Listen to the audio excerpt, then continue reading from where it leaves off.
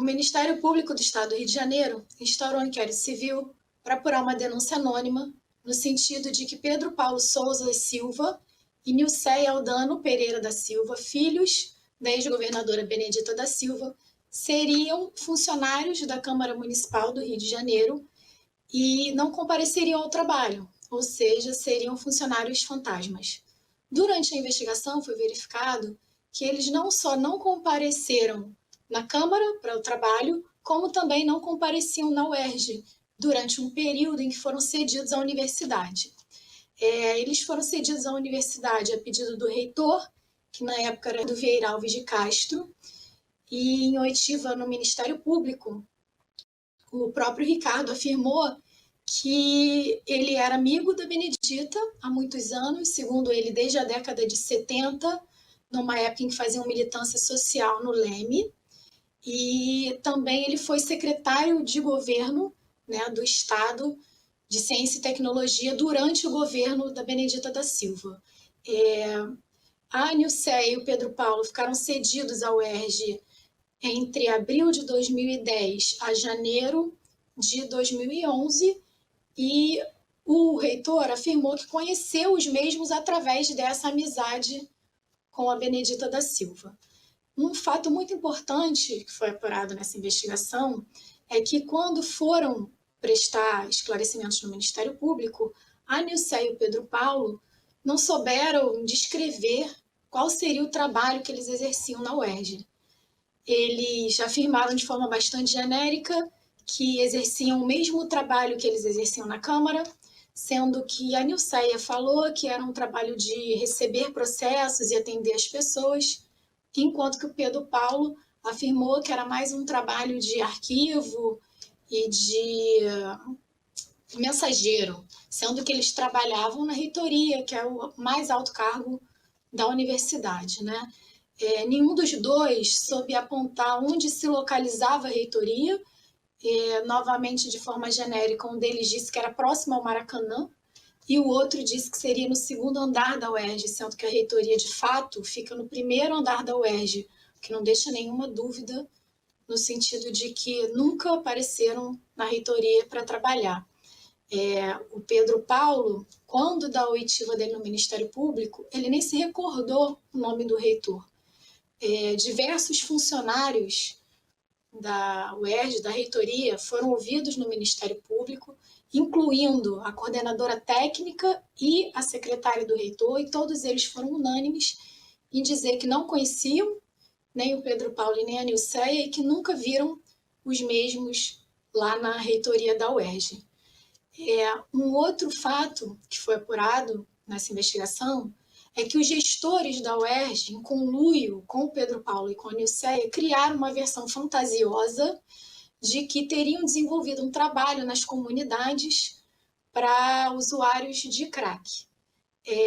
Então, o Ricardo, que era o reitor, a Regina Maria Weisman e o José Ler da Silva. Regina Maria era a chefe de gabinete da reitoria e o José Ler era o assessor da reitoria. Eles, quando estiveram no Ministério Público, apresentaram essa versão de que o trabalho que eles teriam desenvolvido seria esse trabalho nas comunidades, sendo que entraram em contradição em diversos momentos. Afirmaram, por exemplo, que todo o trabalho desenvolvido pelo Pedro Paulo e pela Nilceia seria verbal, ou seja, que eles só prestariam informações de forma verbal, de modo que não tinha nenhum documento, nenhum projeto, nenhum procedimento na UERJ sobre essa suposta pesquisa, e apresentaram um relatório de 4 páginas apenas, referente a 10 meses desse suposto trabalho, e também não deram informações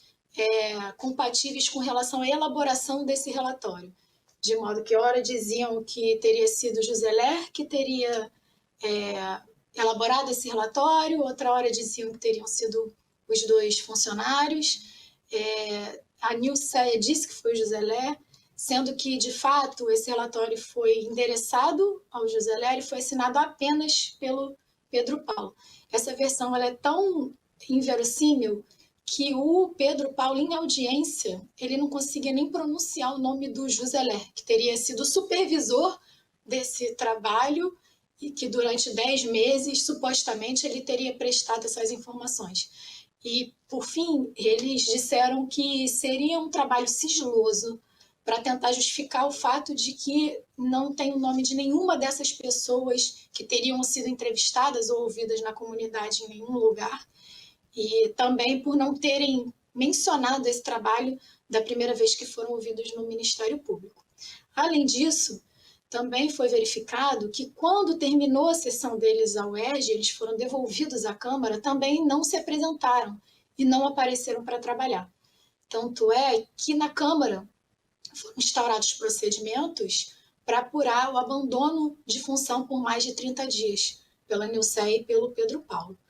E apesar desses procedimentos terem sido arquivados na Câmara, o Tribunal de Justiça entendeu que havia prova suficiente no sentido de que, pelo menos por 30 dias, eles também não apareceram na Câmara para trabalhar.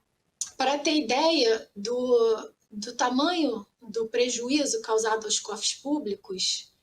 durante esse período em que eles ficaram recebendo o salário sem trabalhar, a Nilceia recebia aproximadamente R$ 8.000 de remuneração e o Pedro Paulo recebia aproximadamente R$ 9.500 de remuneração. Diante de todas as provas, produzidas tanto na investigação quanto no processo, apesar de inacreditavelmente ter sido julgado improcedente em primeira instância, o Ministério Público apelou da sentença e o Tribunal de Justiça condenou os réus da seguinte forma: o Pedro Paulo e a Nilceia foram condenados por enriquecimento ilícito e por ofensa aos princípios da administração pública, como violação dos deveres de honestidade e de legalidade, por exemplo.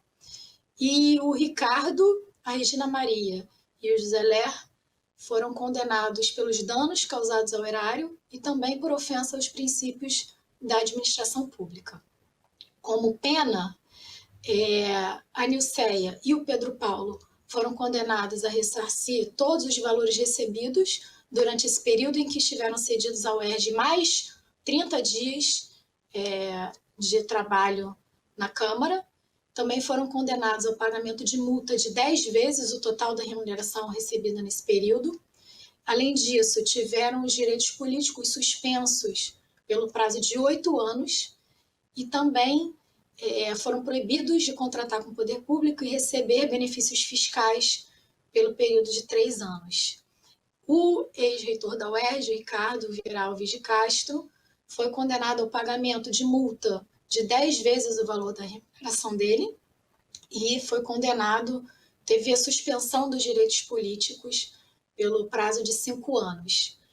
Já a Regina Maria e o José Ler foram condenados ao pagamento de 5 vezes o valor da remuneração deles a título de multa e também tiveram os direitos políticos suspensos pelo período de 5 anos. Com relação a este acórdão, ainda cabem recursos aos tribunais superiores, mas esses recursos não possuem efeito suspensivo automático.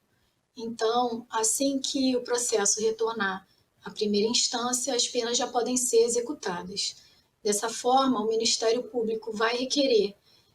a inscrição nos cadastros competentes com relação às penas de suspensão dos direitos políticos, de proibição de contratar com o poder público